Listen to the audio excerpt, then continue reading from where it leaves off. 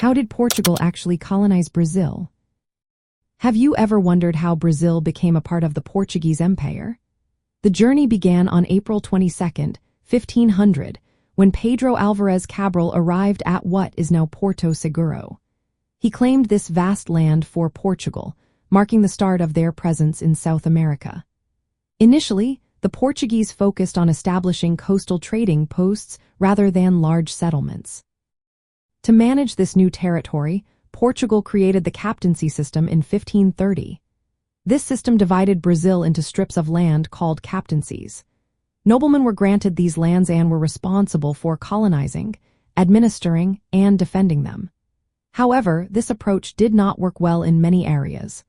Only a few captaincies, like Pernambuco and São Vicente, became successful colonial centers. The Portuguese quickly realized Brazil's economic potential. The extraction of brazilwood, a tree valued for its red dye, was one of the first profitable ventures. Soon after, sugarcane became the main cash crop. The Portuguese established sugar plantations known as engenhos. These plantations relied heavily on enslaved indigenous peoples at first, but later, African slaves were brought in through the transatlantic slave trade. This system of forced labor was essential for the colony's economic growth and shaped its social dynamics.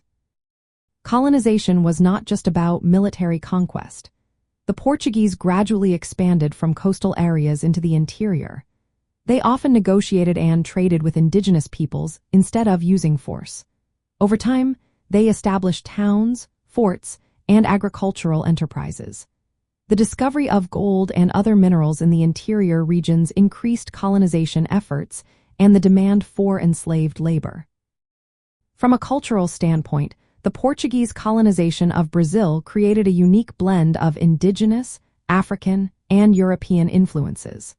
The Portuguese language and Catholic religion became dominant, merging with local cultures to form Brazil's distinct identity. This cultural mix is visible today in Brazil's language, music, cuisine, and social fabric. In summary, Portugal colonized Brazil through early territorial claims, the captaincy system, economic exploitation of resources like brazilwood and sugar, and the use of enslaved labor. This process involved both cooperation and conflict with indigenous peoples, leading to a rich and diverse Latin American nation.